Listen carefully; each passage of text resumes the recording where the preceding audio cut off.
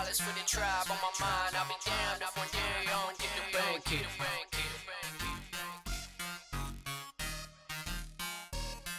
Life is too short to be stressing, couple girls and I'm texting. If you ain't helped me in my past, don't be up in my present. I got futuristic goals, not including your presence. I'm so thirsty for a win, spitting bars and a beverage. I'm so hungry for this shit, I want in 5-course dinner. So what you been up to? Man, this semester I've been in school. Okay. Which is why I've been ghost for so long. It feel like anyways, you know. Yeah, it always feels long. Like, you know, I haven't posted anything, like any songs or freestyle videos or anything. So Right. School is really what I've been doing, but recently, the past month or so, I've been getting back into the music grind. Yeah. Yeah, you sent me you have a new song coming out soon? I do, yeah, Godspeed. Nice. What was the inspo behind that? Basically, the inspiration for me, and it's not really what the song's about, but was just trying to get my foot back in the door. Because I felt like I was making a consistent, I guess just progress, if you will, from song to song and from video to video, and just keeping people captivated and intrigued by what's going on. Yeah. And now I've fallen off the face of the planet. So, just wanting to come back, but also wanting to switch up the vibe a little bit too. So I really spent more time with this beat, like on the actual beat itself. Whereas most of the time I get caught up in the vocals when it comes to like the mixing side of things, you know.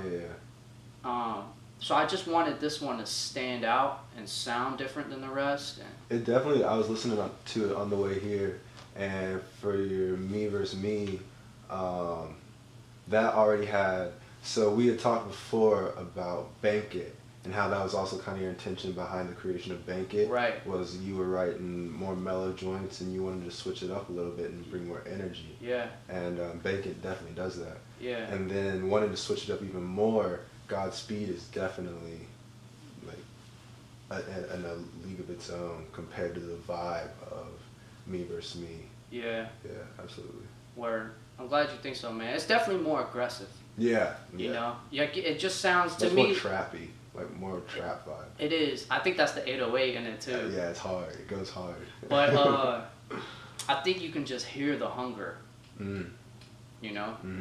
And not to give away too much about the song, but like in the second verse, I'm kind of going after my own ass a little bit, trying to get myself in gear. Yeah. You know, with some of the vocals and some of the lyrics that I'm saying.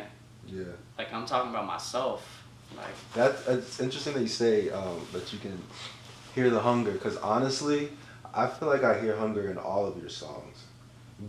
Chill Tribe, you and an old friend, definitely your lyricism is always on point when it comes to keeping it real and setting yourself up. Because there's a line in your song Godspeed that says something about newbie, and I was like, why? I know he used that for a setup, and then the next line I was like, yeah, damn, that was nice. But I always hear an intentionality in Chill Tribe's music and a hunger for sure. No matter, even when it's your more mellow joints, just a realness that Chill Tribe has that like a lot of music I feel can be missing these days. Right. I mean, it's definitely something like, not to sound, you know, predictable, you know, but like it's literally all me and Ray do. Yeah. Is music. And it's just crazy, you know, that I met him in elementary school when I moved here. Yeah. And then we kind of, you know, went to different schools, whatever. And 15 years later, we linked back up and we're both into the same thing. Yeah, it's called fate, man. Bro, that's wild. It's crazy. And ever since, you know, it's just been an ongoing process. Yeah, were you doing music in elementary school too? Because I know when I was growing up, I always had like piano lessons or guitar lessons going on, and messing around with garage band and stuff like that, but I was never serious about it until college. Yeah. Like, was that sort of your... I grew up playing drums. Okay. Yeah, and then when I went into middle school, that's when I started playing, you know, with the band, and that continued on into high school, and then that's what I went to college for originally too. So, yeah, music is my life, man. Like a lot of people say it. Yeah. But you know, my mom would agree with me. Like, it's the real thing for me. Like, you know, even at home over Thanksgiving, like my family's, we're all sitting in like the living room, but they're watching TV, and I got my headphones on, and that's just how it's always been for me. Yeah. You know. Yeah. I It's feel that. about you as you stay in the night. I got more motivation. I'm focused on my creation. If time is money, then I'm thinking you owe me a donation. What was your going back to Bank It? Because I feel like whenever we talk, you're always trying to switch up the vibe. And with Bank It, you wanted more energy. This one has a little more hunger to it. And Ray and I had talked about the perception of others and that influence on our music. Mm-hmm. How do you feel that like the perception of others plays a role in your creation of music? Other than like just thinking to myself, you know, are people gonna like this song? Mm-hmm. Is this, you know, gonna be considered my best song, or is this more so? Is this gonna be considered a step up for me?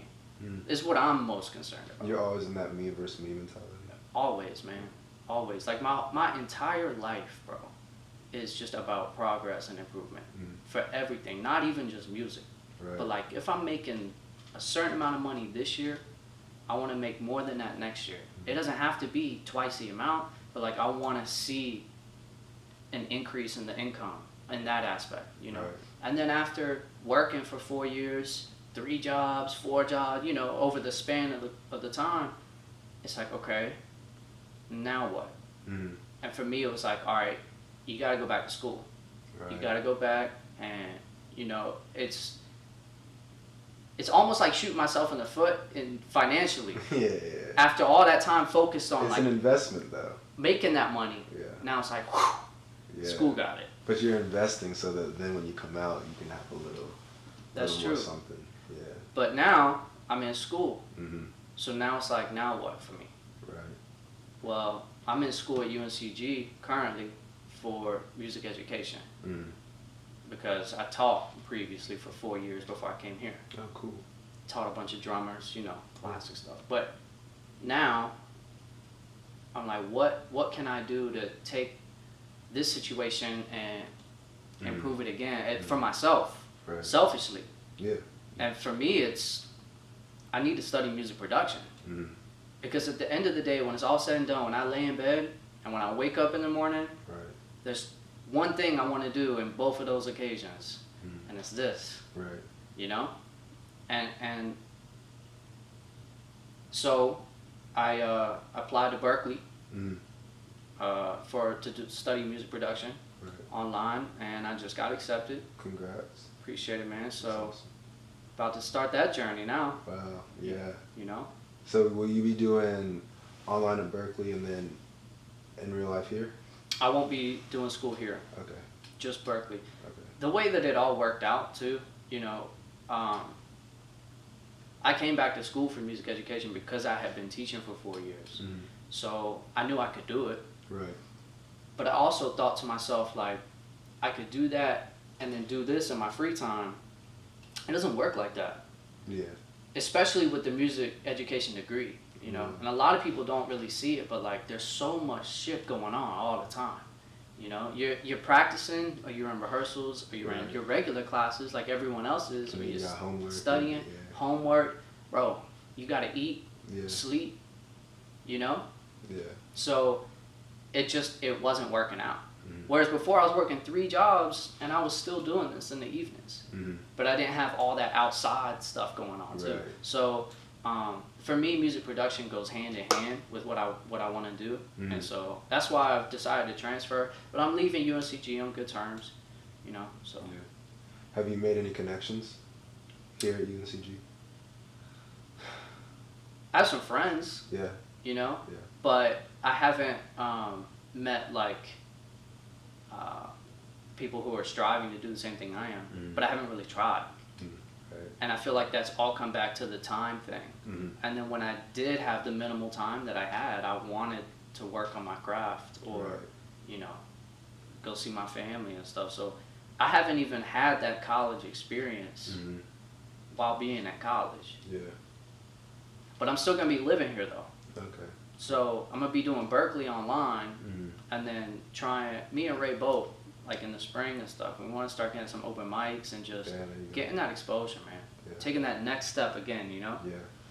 So Do you have any advice for people who are starting to produce, like how to work on their craft, how to just like, because YouTube is a sea of knowledge, but you can kind of drown sometimes because there's so many videos on one, just like vocal production. There are a million videos on like It's crazy. what to do. You can bust it out to a like high filter, or you can bust it out to this, that, and the other, Right. and the verbs and the delays. So do you have like a concrete starting point that you can point someone to who's like, yo, Jay, I want to produce, like, how do I start? Man, I was the true definition of someone drowning in it, you know? And we had talked about this when I met you the first time, but like if you listen to my catalog on SoundCloud from the beginning till now, you can hear that progression. Absolutely. So it was almost like something clicked. Yeah. But for me, nothing's really clicked. The only thing that's happened is I found just a few reliable sites and people that have enough experience and exposure and a resume for days. Yeah. You know, where their stuff, it makes sense to me and they break it down far enough. One of the things that I've used is the Recording Revolution. Recording Revolution. I think it's recordingrevolution.com. I think I'm familiar with them. Yeah, Graham Cochran, he runs that. Okay. He, man, he makes you understand. Basically, I can't remember what Graham calls it. He calls it something. And I slept on this for a long time. But it's basically just opening the panel, the mixer really, with all the levers and stuff, and you can move them. Playing the song all the way through for like 10 minutes. And just doing volume adjustments. So what you want is that as close to a great balance as you can before you start using any plugins. On the vocals specifically? On the whole song. Okay. Like how hard do you want the kick hitting compared to your voice? You know, where do you want that snare to sit in there? Pan, do your panning? Where you want your hi-hat? You know, everything. Right. And so like by then, you're kind of like into it. You know, because you can hear the potential coming along before you touch a plugin. Right. And then I go to EQ. Okay. And then basically my first round through at EQ, I'm subtracting frequencies that I don't want. I try not to boost anything. Right. And then compress. And then I do all of that on the tracks individually. Yeah, me too. And then I send reverb and delay, depending on the song, you know, what I want, to a bus. So then I can have just a tiny bit of reverb on every track. It kind of just blends it together for me. Yeah, and then, you know, just make tweaks as I go. If I need to add an extra plug-in on one track, then I do that. Right. So That's dope. That's sick. Who are some of your inspirations for lyricism? for lyricism, definitely Cole, for sure, man. Just his ability to talk about something, but in the sense of like, if you don't want to hear a rapper talk about something, you can kind of like ignore the message and just enjoy the vibe, because his vibes of the songs are just so good. Or if you want to tune in and pay attention, there's a whole message behind it. I love that. Kendrick, for sure, man. Yeah. Bro, his ability to put words together. And obviously he can storytell, but his flows and his voice inflections too. That is something that I've definitely taken from Kenny, because you know, a lot of rappers will go through a song the same way, same flow, same voice, which is fine. Yeah. I mean, that's what most of them do. I've done that. But his ability to change it up and it not sound whack is dope. Kind of brings in like different characters to the story. It brings the story even to that extra level of aliveness. Right. I feel. Like that Mona Lisa track, did you hear that? Oh, Off Carter 5. Bro, his voice, I'm like... Kendrick, yeah, that's wild. Talk about storytelling just on both their parts. Right. That whole album was... Right. Oh my God. It was crazy. Yeah, I definitely slept on Lil Wayne for a while. Yeah. Did not give him his due credit. For real? He's just so... And part of that was me growing as an artist, and again, going off the influence of others and stuff, and just like... So I've been on this mindset kick, and you were talking a lot earlier about, you didn't say it outright, but growth mindset. Just always taking each opportunity as a learning opportunity, of not of like, oh, I can't make anything other than these moody beats. Right. Instead of, oh, let me learn how to like branch out and rebrand and recreate myself, or add this ability. So I definitely like slept on kind of it's kind of experimental and out there compared to what most of what we're being fed. Right. And so I really actually stopped listening. I don't listen to the radio, and if I'm not in the mood to listen to music, like I just drive in the car in silence. But Yo, it's facts. Lil Wayne, like I've been feeding my mind more Lil Wayne, more Cole, more Kendrick, more LMA, more Her, just more things that I like, and like Mahalia, just like stuff I want to write like or sound like. Right. And just Lil Wayne, I always felt he was kind of corny, but then I realized it was like, nah, like everything else is corny. That's what it is. Lil Wayne that's why he was so up there to everyone, and I never got that until recently. Yeah, his metaphors, man, just an extended metaphor is literally the definition of Wayne's music. Yeah. It's wild. It's genius, man. Yeah. It really is. Yeah, I love Wayne. I grew up with Wayne. Then when Drake came out, I love Drake. I still love Drake to this day too. I think Insecure, some of the instrumental, your song Insecure on Me Versus Me, has some early 2000s Drake vibe to it. Word. Yeah. Yeah. I love Drake, man. His team though, I gotta give props, cause 40.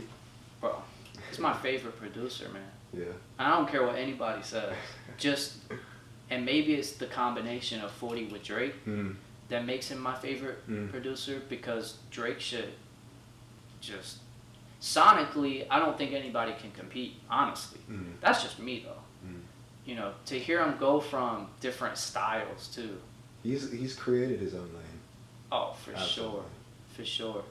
And yeah, so I respect that, because you know, a few years ago I was the guy that I didn't want to, and it's kind of what you're talking about with growth, you know, in the mindset. Like I wasn't, to me it was like I got to do it myself. You know, I don't want no one on the song, or I don't want help mixing it, or I don't want to master. And then I think Ray told you about me and him going to the studio the first time. Yeah. We spent like, I don't even know, man, like 5, right, bro, something crazy. Yeah, and it did not. I've had that experience too, dog. And I knew nothing about mixing, and the mix that we had was like what we loved, and of course we had heard it, right. You know, more times. Repetition is, right. You know, right. habitual, really, but yeah, we just weren't impressed, both of us. Yeah. And we recorded a song there too. So we took a song that we had already recorded, but then we recorded a whole new song there, and it just like. That happened to me, and actually here in the borough, I had gone to this guy, and I had already been like producing stuff on my own, but I just like, it's like, well, it's a studio, right? He can do it better, and he had some sick beats. So I sent him all my stuff, and we tracked some vocals there, and it's like, yo, I got this guy, and I went back, and he sent me like the first draft, and I was like, nah, I'm not wasting any more money, dog. Right.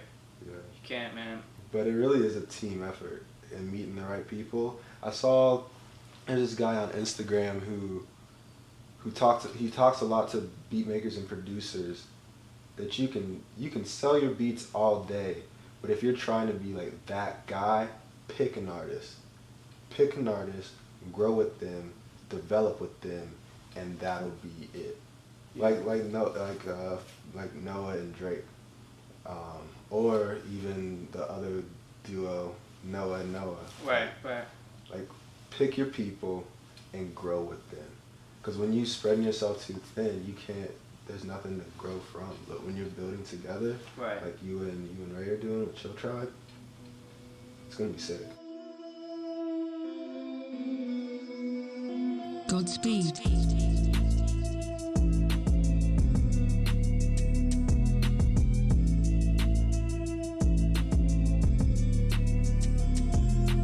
Wanna cop a deal, wanna cop a feel, wanna cop a meal, wanna cop a meal, wanna cop a crib on a hill with a white fence and the palm trees. No race when you're taking life at Godspeed.